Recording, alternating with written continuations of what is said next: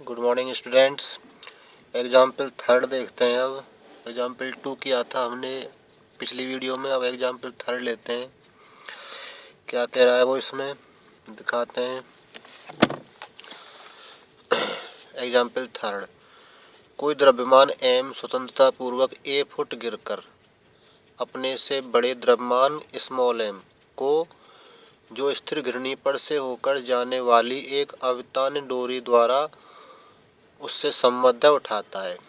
प्रदर्शित कीजिए कि इतने समय के पश्चात m अपनी पहली स्थिति में लौट आएगा। अपनी पहली स्थिति में, प्रारंभिक स्थिति में। तो किस टाइप से है, कोई पिंड है ऊपर से गिर रहा है और नीचे एक गिरनी पर से होकर एक डोरी है, उस पर एक m द्रव्यमान रखा हुआ है, उसको उठाता देता है। तो हमें सिद्ध करना है कि इतने समय पश्चात वो जो द्रव्यमान है स्मॉल m अपनी पहली स्थिति में लौट आएगा। ठीक है, तो देखते हैं क्या होता है इसमें। एक क्या है, ये मान लो कोई दीवार है। ये क्या है, कोई दीवार है। इस पर कोई डोरी है, डोरी बंधी हुई है और ये डोरी फिर कोई घिरनी पर से होकर नीचे आ रही है। घिरनी पर से होकर कहाँ रही है, ये नीचे आ रही है और ये इसको तनी हुई है। ये डोरी क्या है, तनी हुई है, ढीली नहीं है, तनी हुई है डोरी। इस पर कोई द्रव्यमान क्या है, एक द्रव्यमान रखा हुआ है। इस पर क्या, स्मॉल m। ठीक है, और एक द्रव्यमान क्या है, कैपिटल M ऊपर से गिर रहा है। कैपिटल M है, ये ऊपर से गिर रहा है। ऊपर से जब इस पर गिरेगा डोरी पर तो इसको ऊपर उठाएगा। जब ये ऊपर उठेगा तो कह रहा है कि अपनी पहली स्थिति में, यानी जैसे रखा हुआ है ऊपर उठ जाएगा, फिर नीचे आएगा। जब नीचे आएगा तो लगा हुआ समय हमें ज्ञात करना है। ठीक है, हमें क्या निकालना है, जब ये इस पर गिरेगा तो इसको ऊपर उठाएगा, इसमें वेग उत्पन्न होगा, उस वेग के कारण ऊपर जाएगा, फिर ये नीचे आएगा। ठीक है, फिर क्या होगा,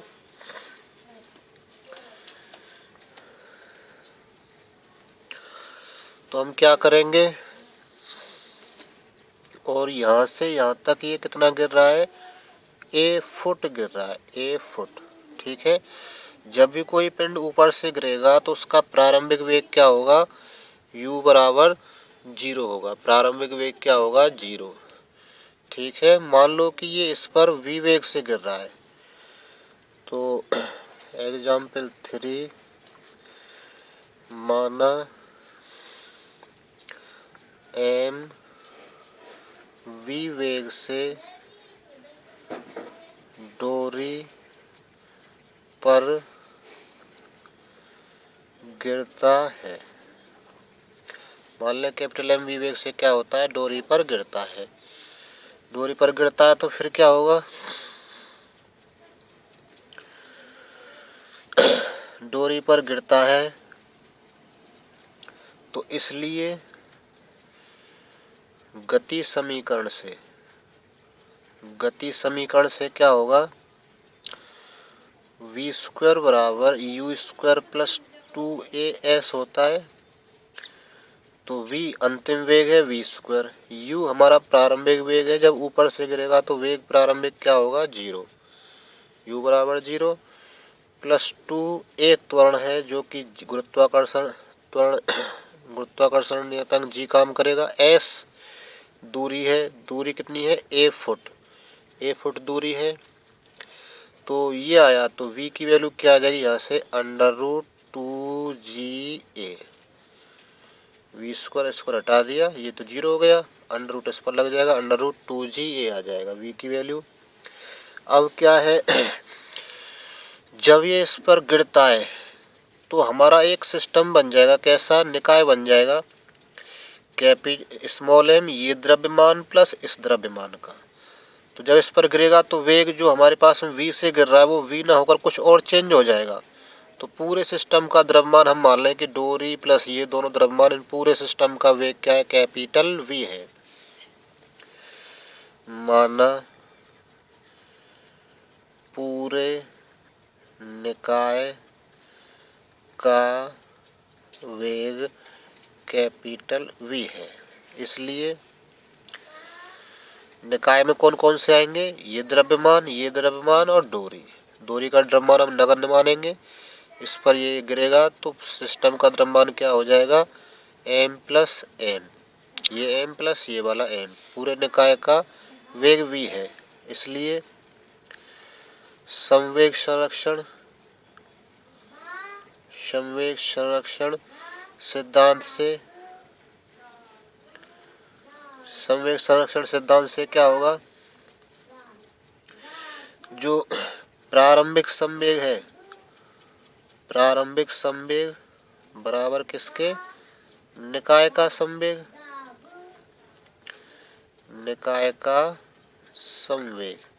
जो इसका संवेग है कैपिटल M का जो संवेग है नीचे गिर रहा है वही इसमें वितरित हो गया, बट गया है। तो प्रारंभिक संवेग क्या है हमारा, ये कैपिटल संवेग का फॉर्मूला क्या होता है, द्रव्यमान गुणा वेग। संवेग का फॉर्मूला क्या होता है, द्रव्यमान गुणा वेग। तो द्रव्यमान क्या है हमारा, m गुणा v वेग है जब ये नीचे गिर रहा है, तो यहाँ लिख लेते हैं v वेग से गिर रहा है ये, तो mv बराबर, अब निकाय का संवेग, निकाय का द्रव्यमान क्या हो जाएगा, capital M plus small m। ये तो द्रव्यमान हो गया। वेग हमने क्या मान रखा है निकाय का, कैपिटल V मान रखा है। तो यहाँ से इस v का मान क्या आ जाएगा, ये नीचे पहुँच जाएगा। तो इसका मतलब कैपिटल V का मान क्या हो जाएगा, कैपिटल M V बटे M प्लस स्मॉल m। इस v का मान हम निकाल चुके हैं, ये रहा √2Ga। तो इस v का मान यहाँ रख देते हैं। तो दिस इक्वल टू क्या हो जाएगा, दिस इम्प्लाइज कैपिटल V की वैल्यू हो जाएगी m upon m plus m into कितना, √2Ga। ठीक है, ऐसा हो जाएगा ये। अब क्या करेंगे, ये तो हमारा आ गया वेग, किसका आ गया वेग, निकाय का वेग आ गया है। अब हमें क्या निकालना है, हमें तो समय चाहिए। समय किसका चाहिए कि ये ऊपर जाता है फिर नीचे आता है, तो समय क्या हो जाएगा, ऊपर जाने के समय का दोगुना कह दे या नीचे आने के समय का दोगुना कह दे। ऊपर गया समय फिर नीचे आया, तो यानी कि समय का क्या हो जाएगा, दोगुना हो जाएगा। ठीक है, ऊपर जाने में लगे समय का दोगुना। पहली स्थिति प्रारंभिक स्थिति का मतलब क्या है, जहाँ पे ये रखा हुआ है उसी स्थिति में लौटने का समय क्या हो जाएगा, ऊपर जाने के समय का दोगुना। ठीक है, और समय बराबर क्या होता है, वेग बटे त्वरण होता है। समय बराबर क्या होता है, वेग बटे त्वरण। अब यहाँ ये धीरे धीरे करके जब इसमें गिरेगा, ये इस पर धीरे धीरे करके इसकी गति मंद होती चली जाएगी, तो त्वरण का काम मंदन करेगा। यहाँ गति धीरे धीरे कम होती है, इसलिए त्वरण बराबर किसके, मंदन के। हम जानते हैं समय बराबर क्या होता है, समय बराबर वेग बटे त्वरण। यहाँ पर क्या होगा, वेग बटे त्वरण की जगह क्या लिख देंगे, मंदन। त्वरण का काम क्या कर रहा है, मंदन कर रहा है, तो त्वरण की जगह हम क्या लिख देंगे, मंदन। ठीक है, अब वेग तो हमारे पास में है v, हमें मंदन और चाहिए। ठीक है, क्या और चाहिए हमें, मंदन। तो मंदन का सूत्र है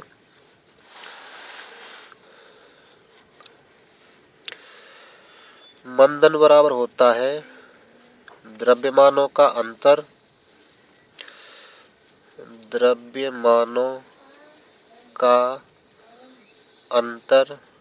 बटे द्रव्यमानों का योग गुणा g। ठीक है, ये सूत्र है किसका, मंदन का।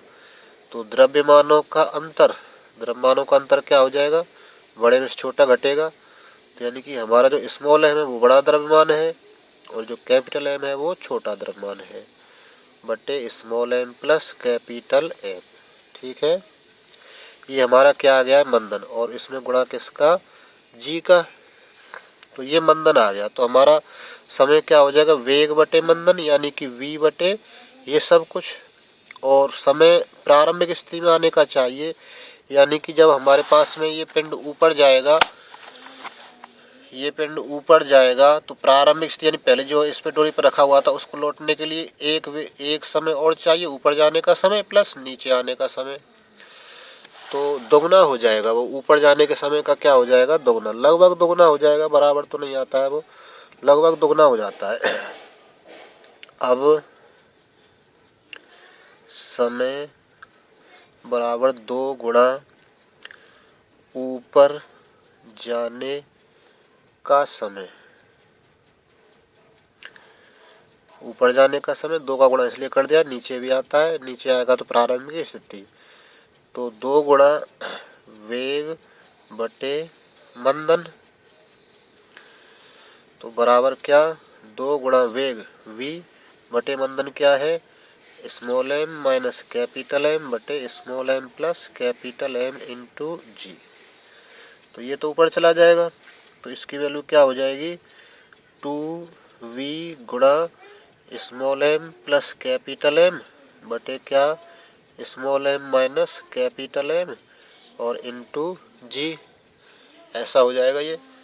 अब इसमें हम v का मान रख देते हैं। v का मान क्या है, m upon m plus m under root 2g है। v का, कैपिटल V का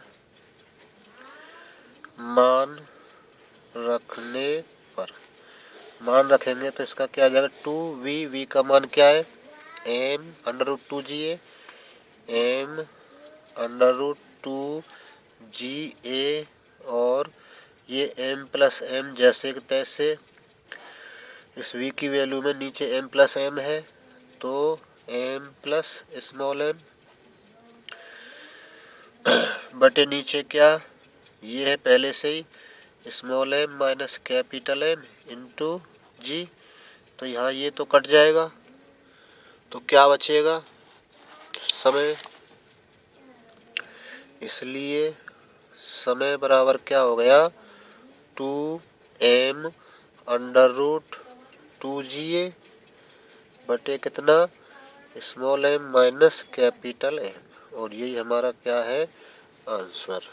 ठीक है, तो इस टाइप से हमें क्वेश्चन सॉल्व करना है, बढ़िया क्वेश्चन है, आने लायक।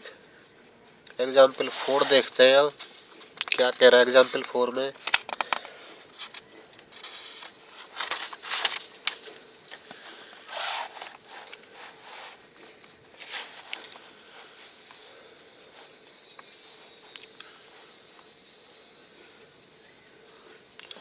देखें एग्जाम्पल 4 क्या कह रहा है, एक मकड़ी कमरे की छत से,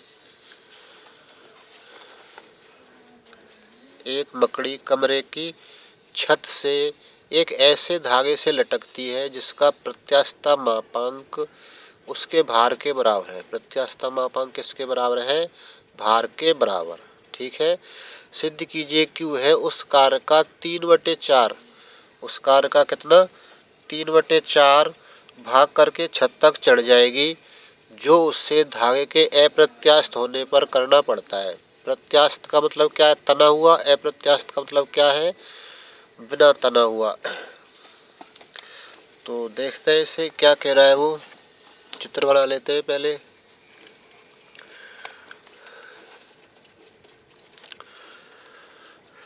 BSc 3 dynamics lecture 33, date 1/12/20, page है 2। एग्जाम्पल कौन सा है, एग्जाम्पल 4, और ये क्या है, बहुत ही इम्पोर्टेंट भी है।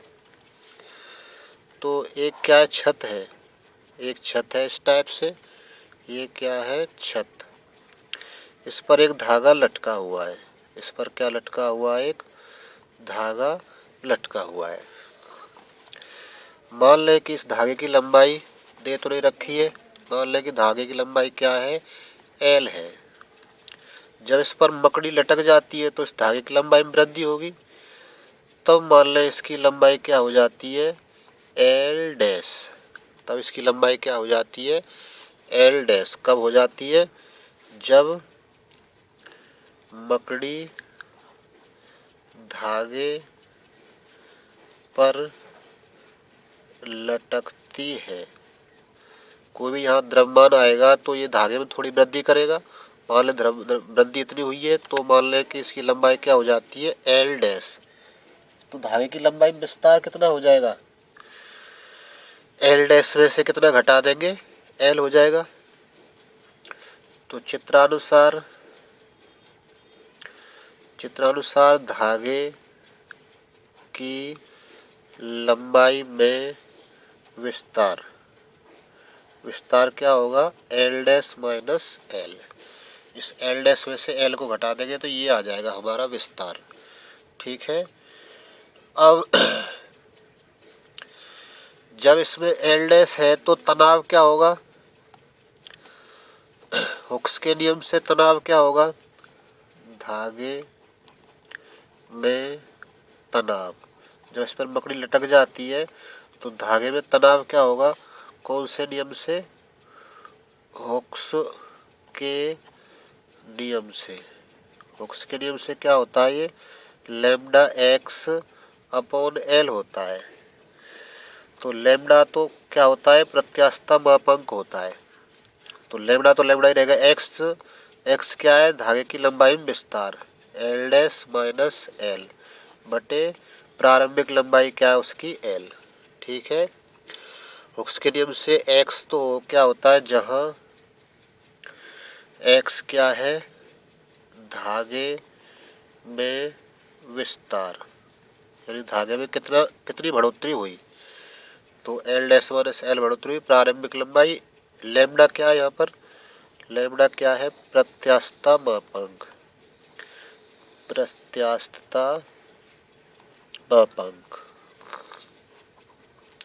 लैम्डा प्रत्यास्थता मापांक है। एक्स धागे में विस्तार है तो धागे में तनाव ये होता है। परंतु दिया है, प्रश्न में दिया है क्या, मकड़ी का भार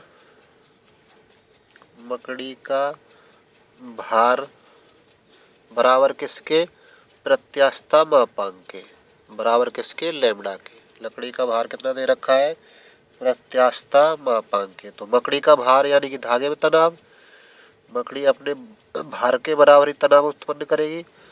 धागे में तनाव बराबर किसके, लैम्डा के।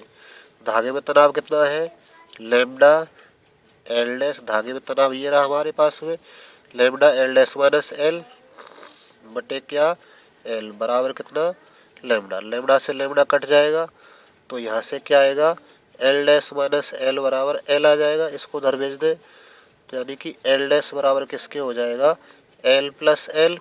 तो इसका मतलब एल डैश बराबर हो जाएगा 2l के। ठीक है। एल डैश की वैल्यू क्या आ जाएगी, 2l आ जाएगी। कभी आवश्यकता पड़ेगी तब इसका उपयोग कर लेंगे।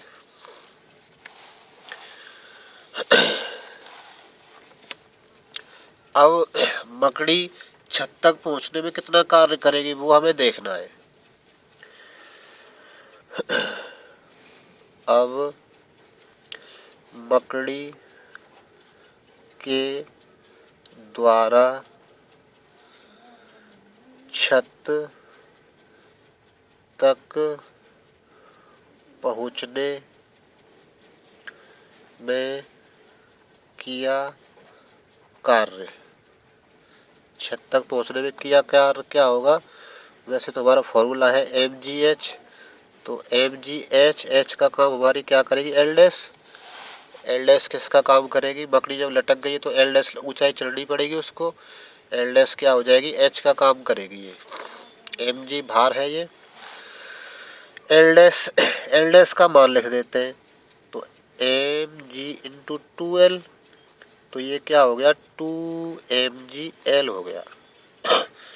मकड़ी को वास्तव में इतना कार्य करना पड़ेगा ऊपर छत तक पहुंचने में। ठीक है। अब नेक्स्ट क्या निकालते हैं कि हुक्स के नियम से निकालते हैं। अब प्रत्यास्थ स्थिति में यानी कि जब उस पे मकड़ी नहीं है, प्रत्यास्थ स्थिति में 2L का मतलब क्या, L डैश, 2L का मतलब क्या है, L डैश। प्रत्यास्थ स्थिति में 2L बराबर L डैश, लंबाई खींचने में कार्य बराबर क्या हो जाएगा, ये होता है धागे में विस्तार, ये फॉर्मूला याद करना पड़ेगा, धागे में विस्तार गुणा T1 प्लस T2 बटे 2, T1 प्लस T2 बटे क्या 2। ये किसके नियम से है, ये हुक्स के नियम से। कोई भी लंबाई में खींचने में किया गया कार्य क्या हो जाएगा, तनाव का फॉर्मूला अलग है, तनाव का फॉर्मूला क्या है, लैम्डा एक्स अपॉन एल, और कार्य का फॉर्मूला क्या दिया है हुक्स ने, धागे में विस्तार गुणा T1 प्लस T2 बटे 2। T1 क्या है, प्रारंभिक तनाव, T2 क्या है, अंतिम तनाव। यहाँ लिख लेते हैं, जहाँ T1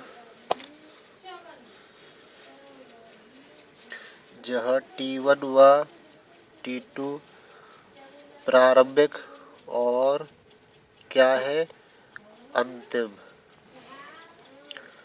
तनाव है। जहाँ T1 और T2 क्या है, प्रारंभिक और अंतिम तनाव है। तो फिर क्या आएगा, इसलिए कार्य बराबर धागे में विस्तार हम निकाल चुके, L डैश माइनस L, ठीक है। और बराबर किसके, तनाव जब उस पर नहीं लटकी है वो तो 0 है तनाव, प्लस T2 जब उस पर लटक जाती है तो उसका भारी तनाव का कार्य करेगा, भार मकड़ी का भार किसका कार्य करेगा, तनाव का। तो मकड़ी का भार क्या होगा, mg, द्रव्यमान गुणा गुरुत्वीय त्वरण, मकड़ी का भार क्या हो जाएगा, mg बटे कितना 2। तो इसमें मान लिख देते हैं L डैश का मान क्या है 2L, निकाल चुके हम पहले, L डैश का मान क्या निकला था 2L माइनस L, और कितना यहाँ पे mg बटे 2 रह जाएगा, तो इसकी वैल्यू क्या आ जाएगी, 2L में से एक L घटा देंगे, एक L बचेगा, तो इसकी वैल्यू आ जाएगी mg, और यहाँ से एक L बचेगा वो पीछे लिख लिया है बटे 2, ठीक है। तो ये तो किसके अनुसार है, हुक्स के नियम से है। तो वास्तव में कितना कार्य हुआ, वास्तव में कार्य निकालने के लिए हम क्या करेंगे, इस कार्य में से इस कार्य को घटा देंगे, ठीक है। इस कार्य में से 2mgl में से कितना mgl बटे 2 घटा देंगे, तो क्या लिखेंगे, इसलिए मकड़ी द्वारा वास्तव में किया कार्य, वास्तव में किया गया कार्य क्या हो जाएगा, 2mgl में से कितना घटा देंगे, mgl बटे 2, ठीक है। इसको थोड़ा सरल करेंगे तो ये कितना आ जाएगा, 2 का गुणा इसमें करेंगे, 2 दूनी 4 हो जाएगा ये, तो ये हो जाएगा कितना 4mgl माइनस mgl बटे कितना 2, ऐसा हो जाएगा ये, ठीक है। तो इसकी वैल्यू थोड़ी हल करते हैं, तो इसकी वैल्यू क्या आएगी, तो इसकी वैल्यू आ जाएगी 3mgl बटे 2, ठीक है। अब इसमें हम क्या कर रहे हैं, 2 का ऊपर नीचे गुणा कर देते हैं, तो ये बराबर क्या हो जाएगा, इधर लिख लेते हैं,